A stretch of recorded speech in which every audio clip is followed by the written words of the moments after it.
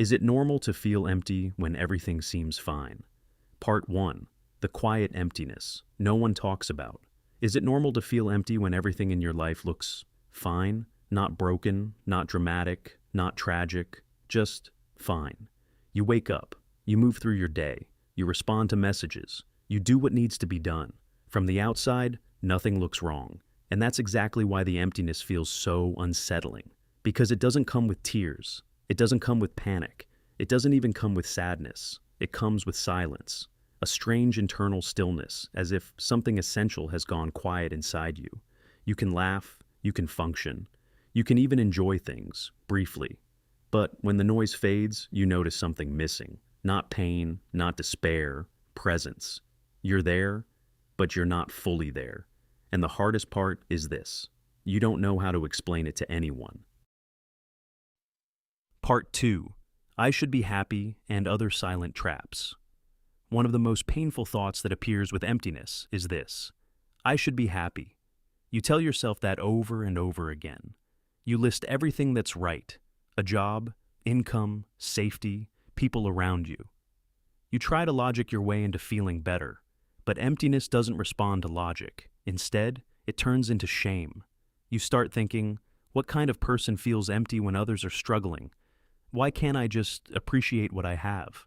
Something must be wrong with me. So you hide it. You say, I'm fine. You keep going. You perform normality. And slowly you begin to feel even more disconnected, not only from yourself, but from everyone else, because you're carrying something you're not allowed to name. Part 3. When life feels like you're watching yourself, many people describe emptiness the same way. It feels like I'm watching my life instead of living it. You're present physically, but emotionally you're at a distance. Moments pass, days pass, sometimes even years. And later you think, where was I during all that? This often happens to people who are strong, responsible, reliable, people who learned early how to keep going no matter what. They didn't have the option to fall apart, so they adapted. And adaptation works until it doesn't. Part 4. Emptiness after survival. Mode: emptiness often appears after things calm down, after survival mode ends. When you were surviving, your nervous system had a clear job: stay alert, stay functional, don't stop. There was no time to feel deeply, no space to question meaning. Then stability arrives, the pressure drops, and suddenly the system that kept you alive doesn't know what to do anymore, so it goes quiet. That quiet is often mistaken for emptiness, but it's not emptiness. It's exhaustion finally being felt. Part 5. Identity built on being needed. Many people don't realize how much of their identity was built on being needed, being useful, being strong, being the one who holds everything together. When life no longer urgently needs that version of you, you feel lost. Not because you lost purpose, but because your purpose was never truly yours. It was assigned. And when assignments end, you face the terrifying question: who am I without them? Part 6. Why success can trigger emptiness. This is especially common after achievement. People think success should bring fulfillment, but success often brings stillness, and stillness reveals everything you avoided while climbing. You chase the next goal, the next milestone, the next level, and now there's nowhere left to run, so you stop, and you finally hear yourself. And sometimes, you don't recognize who you became. Part 7. Why we try to escape the feeling. We don't sit with emptiness easily. We distract, we overwork, we scroll, we plan. We self-optimize. We chase spiritual highs, anything to avoid stillness. But emptiness doesn't disappear when ignored. It waits. And the longer you avoid it, the louder it becomes. Not to punish you, but to get your attention. Part 8. Emptiness is not a defect. This matters. Emptiness is not laziness. Emptiness is not weakness. Emptiness is not failure. It is often a threshold, a place between who you were and who you are becoming, like standing between chapters of a book. The old story has ended. The new one hasn't started yet. And the space in between feels uncomfortable because it's undefined. Part 9. The fear of not knowing. We are taught to fear not knowing, to always have answers, plans, directions. But emptiness often asks something radical. Can you exist without immediate meaning? Can you stay without rushing to define yourself again? This is where many people panic, because uncertainty feels like danger, even when it isn't. Part 10. What actually helps and what doesn't. What doesn't help. Forcing positivity, shaming yourself, pretending it's not there, rushing to fix your life. What helps? Honesty without drama, slowing down without guilt, listening without judgment, not asking, how do I get rid of this? But asking, what is this trying to show me? Part 11. Returning to presence, slowly. You don't return to yourself all at once. You return in fragments, moments of silence, small sensations, honest conversations, not big transformations, just subtle reminders. I'm here, I can feel, I exist beyond roles, and gradually, something shifts. Part 12. The quiet ending. Emptiness rarely ends dramatically. It fades quietly. One day you notice you're choosing differently, feeling more, performing less. Not because life changed, but because you did. And then you realize this emptiness was not a mistake. It was an invitation, final closing for the last seconds of the video. Yes. It is normal to feel empty when everything seems fine. You are not broken. You are not ungrateful. You are not behind. You may simply be standing between versions of yourself. And sometimes life becomes quiet not because there is nothing left, but because it's finally time to hear yourself. Part 13. Emptiness in people who did everything right. There's a very specific kind of emptiness that appears in people who did everything right. They studied, they worked hard, they were responsible, they didn't rebel too much, they followed the plan. And now they're adults with stable lives. From the outside, they look successful. From the inside, they feel strangely disconnected, because their life was built on correct decisions, not on alive ones. They learned early how to adapt, but never learned how to ask, what actually feels true to me? So when the structure is complete, there's nothing inside it that feels personal. That emptiness isn't a sign of failure. It's a sign that your inner world was never invited into the process. Part 14.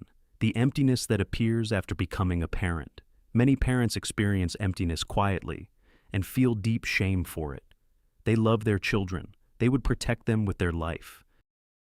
And still, there are moments of internal nothingness, not sadness, not regret, just a sense of disappearance, because parenthood can slowly replace your identity instead of expanding it. Your needs become secondary. Your inner world gets postponed. Your desires feel selfish. Years pass. And one day, in the middle of a normal day, you think, I don't know who I am outside of being needed. That realization doesn't make you a bad parent. It makes you a human who lost contact with themselves. Part 15. Emptiness after leaving a relationship. Another common moment, emptiness appears after a relationship ends, even if it was the right decision, especially if the relationship defined your rhythm, your roles, your sense of purpose. You're not necessarily heartbroken, you're just empty. Because for a long time, your emotional structure was shared, and now it's quiet. You don't miss the person as much as you miss being someone in relation to them. That emptiness is not about loneliness. It's about rebuilding identity without reflection. Part 16.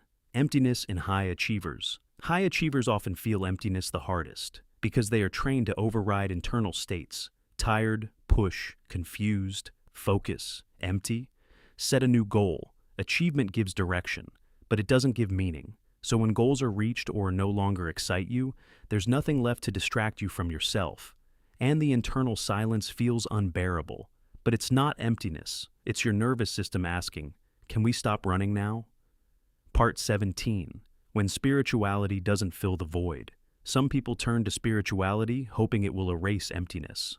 Meditation, practices, mantras, retreats. And sometimes, the emptiness remains. That's because emptiness is not solved by transcendence when it was caused by disconnection. Spiritual bypassing can look peaceful, but inside, the void stays untouched. True reconnection doesn't happen above the body. It happens inside it, in feelings you didn't allow, in anger you suppressed, in desires you judged. Part 18. The difference between meaning and aliveness. Many people confuse meaning with aliveness. Meaning is conceptual. Aliveness is sensory. You don't think your way into aliveness. You feel it. And emptiness often appears when life makes sense, but doesn't feel real. You understand your life. You explain it well. But you don't experience it deeply. That gap creates emptiness, not because something is missing, but because something was never allowed. Part 19. Why emptiness feels so threatening. Emptiness threatens control. It removes certainty. It removes identity. It removes scripts. You can't perform emptiness. You can only sit with it. And for people who learn to survive through control, this feels unsafe. So they rush to define themselves again. New roles, new labels, new identities. But emptiness doesn't want a replacement. It wants space. Part 20. Staying long enough for something new to appear. Most people leave emptiness too early. They panic, they distract, they rebuild prematurely. But if you stay, not forcefully, not heroically, just honestly, something subtle happens. You start noticing what drains you, what feels false, what you've outgrown. And slowly, without effort, new impulses appear. Not ambitions, not pressure. Interest, curiosity, gentle desire. That's how emptiness transforms. Part 21. The quiet truth. About this phase. This phase doesn't look impressive. There are no dramatic transformations, no visible breakthroughs, just inner rearrangement. You become less available for what feels wrong, less impressed by what once excited you, more sensitive to truth, and that sensitivity can feel like emptiness at first. But it's not loss, it's refinement.